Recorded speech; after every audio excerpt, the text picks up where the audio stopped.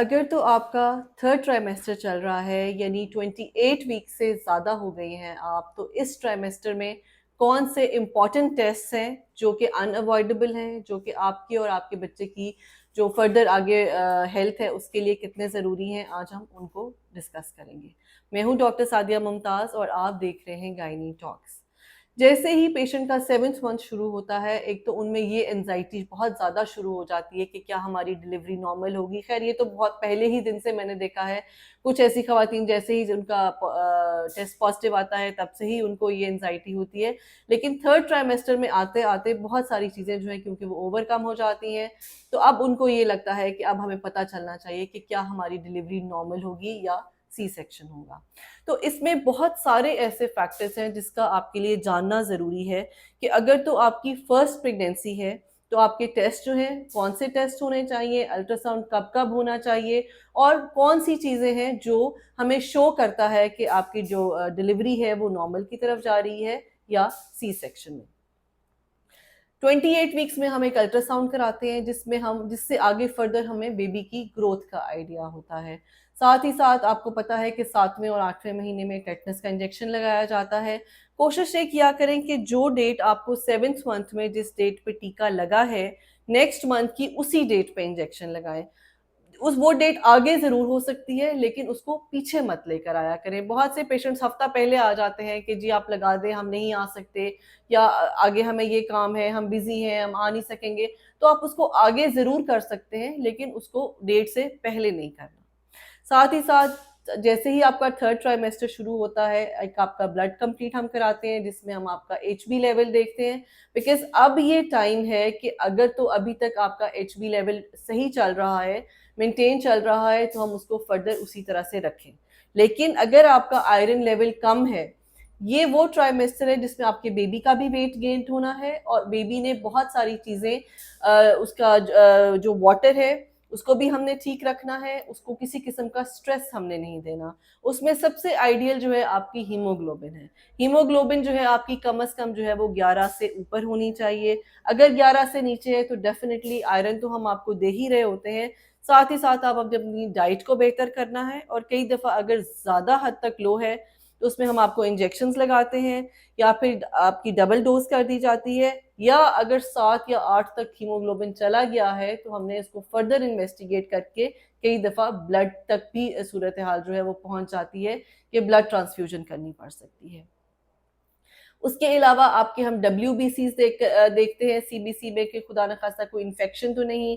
अगर इन्फेक्शन हो तो उसको टाइमली ट्रीट करना होता है। आपके प्लेटलेट्स देखे जाते हैं कि वो 150 से कम नहीं होने चाहिए। अगर वो 150 से कम है तो हमें उसकी रीज़न को फाइंड आउट करना है। बिकॉज थर्ड ट्राइमेस्टर में बहुत सारे ऐसे प्रॉब्लम्स हैं, जैसे कि अगर देखा जाए तो high blood pressure, sugar, obstetric कोलिस्टेसिस, जिसमें कि हामला खातून का जिगर जो है उसमें सोजिश होना शुरू हो जाती है। साथ ही साथ कई दफ़ा प्लेटलेट्स जो है मरीज़ के वो बगैर किसी वजह से कम होना शुरू हो जाते हैं। तो थर्ड ट्राइमेस्टर विजिट वाइज आपके लिए बहुत इंपॉर्टेंट है। इसमें आपने अपने विजिट्स को मिस नहीं करना, इसमें आपने टेस्ट को मिस नहीं करना। 7वें महीने के शुरू में टेस्ट कराए जाते हैं और फिर साथ ही साथ ये टेस्ट हम करवाते हैं जब आपकी डिलीवरी से 1 हफ्ता पहले, ये देखने के लिए कि तब तक उन लेवल्स अगर तो किसी में कुछ कमी बेशी थी तो क्या वो पूरी हो चुकी है। अगर आपको थर्ड ट्राइमेस्टर में ब्लड प्रेशर हो चुका है, डायग्नोज हो गया है, आपका बीपी ज़्यादा चल रहा है, आप मेडिसिन ले रहे हैं, तो फिर हम आपके किडनी के टेस्ट कराते हैं, आपके लिवर के टेस्ट कराए जाते हैं, आपका एक क्लॉटिंग प्रोफाइल कराया जाता है, आपका यूरिक एसिड कराया जाता है, ये देखने के लिए कि आपका जो हाई ब्लड प्रेशर आया इसने आपके जिगर पे या आपके गुर्दों पे असर तो नहीं किया। साथ ही साथ अगर आपको शुगर डायग्नोज हो गई है तो हम आपको जो शुगर तो हम रेगुलरली आपकी मॉनिटर करते हैं, लेकिन हम बेबी को भी फॉलो करते हैं। अगर ऑलरेडी इससे पहले आपको शुगर चल रही होती है तो हम 22 से 24 हफ्ते के दौरान, जो कि अभी सेकेंड ट्राइमेस्टर ही होता है, हम बच्चे के दिल का अल्ट्रासाउंड ज़रूर कराते हैं। बिकॉज अगर माँ को प्रेगनेंसी से पहले शुगर है या सेकेंड ट्राइमेस्टर में शुगर स्टार्ट हो गई है तो फिर कई दफ़ा बच्चे के दिल पे उसका असर होता है। अगर एको ठीक आ जाती है वेल एंड गुड, लेकिन अगर खुदा न खास्ता फीटल एको में कोई प्रॉब्लम आता है तो साथ ही साथ हम मदर को पेरेंट्स को न्यूनेटोलॉजिस्ट के पास रेफर करते हैं विद रिपोर्ट, ताकि वो जाकर पहले ही डिलीवरी और या सी सेक्शन से पहले ही न्यूनेटोलॉजिस्ट से ये डिस्कस कर लें बच्चे की डिलीवरी जो है वो कैसे सेटअप में होनी चाहिए। आइडियली तो उसको मल्टी डिसिप्लिनरी सेटअप में होनी चाहिए जहां हर चीज़ की फैसिलिटी मौजूद है। अगर अल्ट्रासाउंड्स पे आए तो जैसे मैंने पहले बताया कि एक 7th मंथ में अल्ट्रासाउंड होता है, फिर हम एक 36 वीक्स के बाद अल्ट्रासाउंड करते हैं जिसमें हमें 4-5 चीज़ें देखनी होती हैं। सबसे पहले तो हम बेबी का लाए देखते हैं, बच्चे का पानी देखा जाता है, बिकॉज ये वो पॉइंट होते हैं, ये जो पॉइंट्स मैं आपको बताने जा रही हूँ ये इस चीज़ को डिसाइसिव पॉइंट्स होते हैं ये देखने के लिए कि आपकी डिलीवरी होनी चाहिए या सी सेक्शन। उसमें प्लेसेंटा की लोकलाइजेशन के प्लेसेंटा ऊपर है, आंवल ऊपर है या नीचे है, बच्चे का पानी जो है 8 से 21 की रेंज में है, अगर उससे कम हो तो भी डेंजरस है, अगर उससे ज़्यादा है तो डेफिनेटली कोई ना कोई अंडरलाइन कॉज चल रही है उसकी। उसके अलावा जो है बच्चे को जो ऑक्सीजन सप्लाई जा रही है, एसडी रेशियो देखा जाता है वो कितनी जा रही है, जो प्लेसेंटा है उसकी मेच्योरिटी कितनी है, ग्रेड 1, 2, 3।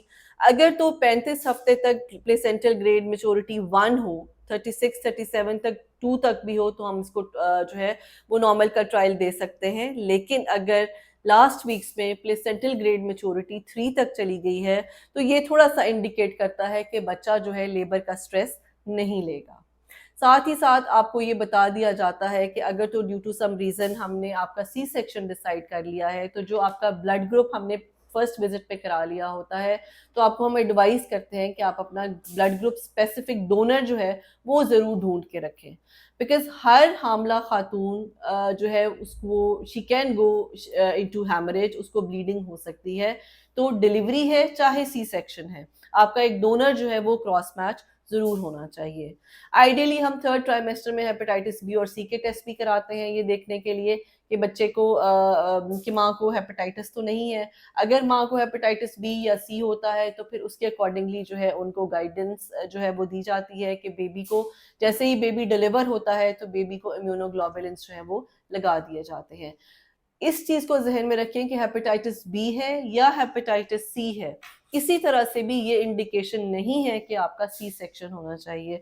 बहुत से लोग इसको इंडिकेशन बना के जो है वो सी सेक्शन कर देते हैं कि जी अगर आपकी नॉर्मल डिलीवरी होगी तो फिर आपके बच्चे को भी हेपेटाइटिस बी या सी हो सकता है। ऐसी कोई बात नहीं है। जैसे ही आपका अगर अगर तो आपका hepatitis B during pregnancy diagnose हुआ है या hepatitis C during pregnancy diagnose हुआ है तो डिलीवरी के बाद फिर हम आपको हेपेटोलॉजिस्ट या फिजिशियन को रेफर करते हैं ताकि आपके हेपेटाइटिस का जो है फर्दर वर्कअप हो सके और अकॉर्डिंगली हम उसको ट्रीट और डील कर सकें। लेकिन ये ज़रूरी नहीं है कि अगर माँ को हेपेटाइटिस बी या सी है तो बच्चे को भी हेपेटाइटिस बी या सी होगा। तो ये वो सारे टेस्ट हैं ये और अल्ट्रासाउंड्स हैं जो आपके लास्ट ट्राइमेस्टर यानी कि 9th मंथ में बहुत ज़रूरी होते हैं। लेकिन ये करवाने के लिए ऑब्वियसली आपको इस चीज़ को मेक श्योर करना है कि आपके विजिट्स जो हैं अपनी डॉक्टर के पास रेगुलर होने चाहिए। Thank you.